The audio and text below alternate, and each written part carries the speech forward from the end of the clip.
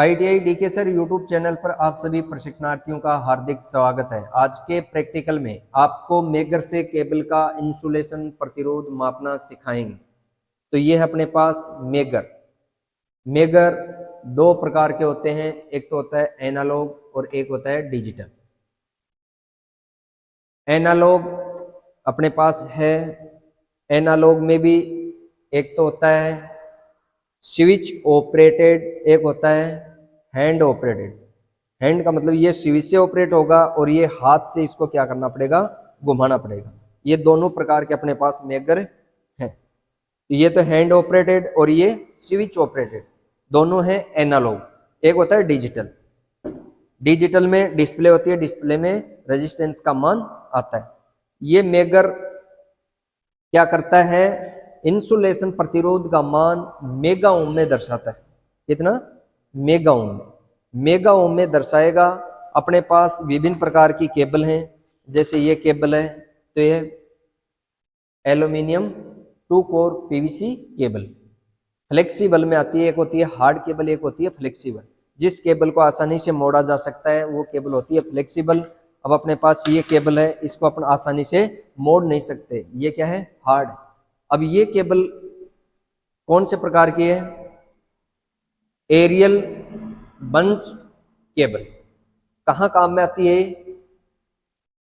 एक तो होती है एलटी लाइन, एक होती है एचटी लाइन।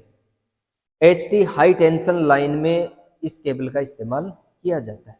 इसमें वायर की साइज मोटी है, मल्टी स्टैंडर्ड एल्यूमिनियम वायर है इसमें। और ये क्या है, क्या कोर में है? 7 कोर में। और ये ऊपर इसका पीवीसी इंसुलेशन चढ़ा हुआ है। इस केबल को बोलते हैं एबीसी केबल, एरियल बंच्ड केबल। ये होती है multi standard flexible PVC cable. ये मल्टी स्टैंडर्ड का मतलब होता है इसमें एक से अधिक वायर हैं और ये क्या है, ट्विस्टेड है। क्या है, ऐठे हुए वायर हैं जिसके ऊपर अचालक के रूप में पीवीसी का रबर चढ़ा होता है, वो पीवीसी इंसुलेटेड केबल हो जाती है। और ये भी क्या है, फ्लेक्सिबल। ठीक है। एक होती है, ये तो है सिंगल कोर केबल। ये तो क्या है, सिंगल कोर, दोनों सिंगल कोर हैं। एक है डबल कोर और यह है 4 कोर केबल, 4 कोर केबल। इसमें 3 फेज सप्लाई लेने के लिए इसका ज्यादातर इस्तेमाल किया जाता है। इसमें 4 है, एक न्यूट्रल का भी है और 3 फेज का भी है। ठीक है। कलर कोड के अनुसार RYB, RYB तो फेज के कलर कोड होते हैं और ब्लैक होता है न्यूट्रल का। रेड, येलो और ब्लू ये तो फेज का है, ब्लैक होता है न्यूट्रल का। और जो ग्रीन वायर आता है किसी केबल में या किसी वायर के साथ, तो होता है अर्थिंग का वायर। ठीक है। तो ये तो विभिन्न प्रकार की हैं केबल। एक केबल है अपने पास आर्मर्ड केबल, ये है आर्मर्ड। ये है 3.5 कोर की केबल। 3.5 का मतलब है कि ये 3 फेज और न्यूट्रल की 3 फेज 4 वायर प्रणाली में इस केबल का इस्तेमाल किया जाता है। इसका भी 3 फेज 4 वायर प्रणाली में इस्तेमाल किया जाता है। लेकिन ये है 4 के कोर और ये है 3.5 कोर। 3.5 का मतलब कि ये जो न्यूट्रल का है ये इन वायरों की तुलना में हाफ है। ठीक है। तो ये होगी 3.5 core multi standard PVC armoured cable. PVC armoured cable क्यों? इसके अंदर क्या लगा हुआ है, बाहरी आवरण में धात्वी की पत्ती लगी, इसको बोलते हैं आर्मर्ड, है ना। सुरक्षा की दृष्टि से इसको अपन किसी बाहर ओपन वायरिंग में भी इसका इस्तेमाल किया जा सकता है कि अंदर चालक तक कोई नुकसान ना पहुंचे। अब ये है अपने पास। अब ये cable armoured cable, PVC cable, किसी भी प्रकार की केबल का अपन मेगर से इंसुलेशन प्रतिरोध कैसे मापते हैं वो इस प्रैक्टिकल में आपको समझाएंगे। तो अपने पास एक तो है मेगर, मेगर है। पहले अपने जो स्विच से ऑपरेट हो रहा है उस मेगर की बात करेंगे। उसमें एक तो ये पैमाना, यहाँ इसमें रीडिंग दर्शाएगा, ये होती है इसकी सुई, नीडल। इसमें क्या होता है, इधर तो आता है अनंत और इधर आता है, ये अनंत का सिंबल आएगा और इधर आएगा इसमें 100 mega ohm, 80 mega ohm, 70 mega ohm, 60, 50, 40, 85। ठीक है। इसमें एक तो होता है फ्यूज और एक होता है ऑन पुश। ये तो क्या है, फ्यूज, और एक ये होता है ऑन पुश बटन, ठीक है। दो होते हैं इसमें टर्मिनल, कनेक्शन टर्मिनल निकलते हैं, एक पे लिखा होता है ई और एक पर लिखा होता है एल, ये लाइन का और ये अर्थिंग, ठीक है। इन दोनों वायरों को, ई और एल को आपस में आप टच करोगे तो ये कंटिन्यूटी भी दर्शाएगा और प्रतिरोध भी दर्शाएगा। तब ये इसकी सुई कहाँ आ जाएगी, जीरो पर आ जाएगी, कि इसके बीच में किसी प्रकार का कोई प्रतिरोध नहीं। अब अपने पास ये केबल है, ये केबल है। अब ये केबल कितने कोर की है, 3 कोर की, ये केबल बना दी हमने, ठीक है। अब केबल में कितने कोर निकल रहे हैं, 3। कितनी है इसमें, 3.5 कोर है, वैसे 4 कोर बना देता हूं मैं इसको।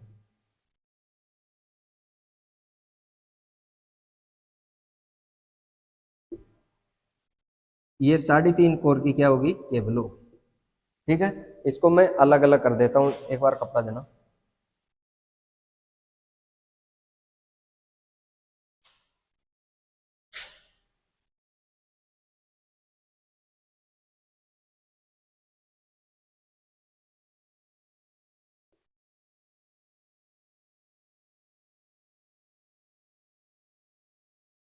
ये 3 तो कोर हो गई, ये हाफ कोर हो गई, तो कितनी कोर की हो गई, 3.5 कोर की, ठीक है। ये आर, ये वाई, और ये बी, और ये ब्लैक, ठीक है, 3 है अपने पास। अब आपको क्या करना है, इसके ऊपर, इसके ऊपर ये आर्मड के वायर निकले हुए, क्या है, आर्मड के वायर निकले हुए। आपको इसका इंसुलेशन टेस्ट कैसे करना है, ये आर्मड के वायर निकले हुए हैं। अब आपको एक तो लगाना है एल का किसी भी चालक पर, ये चालक और आर्मड के ऊपर रीडिंग लेनी है। एक तो हो गया चालक और एक हो गया आर्मड। इसमें रीडिंग आनी चाहिए 80 मेगा ओम से उच्च। 80 मेगा ओम से अगर कम रेजिस्टेंस ये मीटर दर्शा रहा है मेगर, तो आपका इंसुलेशन वीक है, कमजोर है, ठीक है। इधर अनंत है, 80 मेगा ओम से अधिक हो सकता है लेकिन 80 से कम नहीं होना चाहिए, ठीक है। इसी प्रकार ये आर फेज में माप लिया, फिर आपको क्या करना है, वाई फेज में मापना है, फिर क्या करना है आपको, बी फेज में मापना है आर्मड के साथ, ठीक है। और उसके बाद में आपको इस ब्लैक न्यूट्रल वायर से भी मापना है। 4 रीडिंग हो गई। 4 रीडिंग में क्या होना चाहिए, 80 मेगा ओम से उच्च होना चाहिए मान। फिर क्या करेंगे अपन, यहां से हटाना है चालक, और चालक के ऊपर जो इंसुलेशन चढ़ा है उसको टेस्ट करेंगे। इसको कर लिया, आर को कर लिया, फिर उस इसी प्रकार बी का करना है, बी के चालक पर करना है और इंसुलेशन पे, और इस ब्लैक पे भी क्या करना है, चालक पर और इंसुलेशन पर। तीसरा टेस्ट क्या करना आपको, दोनों चालकों के बीच, दोनों चालकों के बीच क्या करना है, टेस्ट करना। पहले आर और बी का कर लेंगे, फिर बी और आर और वाई का कर लेंगे, और वाई और बी का कर लेंगे, फिर बी और आर का कर लेंगे, और फिर इसी प्रकार इसका ब्लैक के साथ हो जाएगा। हो गया, आपस में भी हो गया और इस आर्मड के साथ भी हो गया, दोनों चालकों के मध्य भी हो गया। इसी प्रकार आपको इसका इंसुलेशन प्रतिरोध मापना है, वो आपको दोनों मेगरों से माप कर दिखाएंगे, ठीक है। ये केबल, पहले अपन क्या करेंगे, चालक और आर्मड, ये आर्मड है, ये चालक है। पहले अपन आर, फिर वाई, फिर बी, कलर कोड के अनुसार देखते हैं। पहले ये चालक पर लगा लिया और ये आर्मड पर लगाया, इसकी सुई दबाओ, इसका स्विच अपन ऑन करते हैं। देखो अब मैं इसको शॉर्ट कर रहा हूं, आप छोड़ दो, इसको दबाओ, 0 पे आ गया ना। इसके बीच में क्या है, कंटिन्यूटी दर्शा रहा है, दबाओ इसको, आ गया 0 पे। अब इस वायर में किसी प्रकार का कोई इंसुलेशन प्रतिरोध नहीं, अब अपन करेंगे चालक पर और आर्मड पर। जीरो पे नहीं आ रहा ना, किस पे आ रहा है, अनंत पर। फिर वाई फेज पे, वाई जो चालक है वायर उस पे करेंगे, अनंत आ रहा है। फिर बी पर करेंगे, ब्लू पे करेंगे, ये भी अनंत आ रहा है। फिर ब्लैक पे करेंगे तो ये भी अनंत आ रहा है।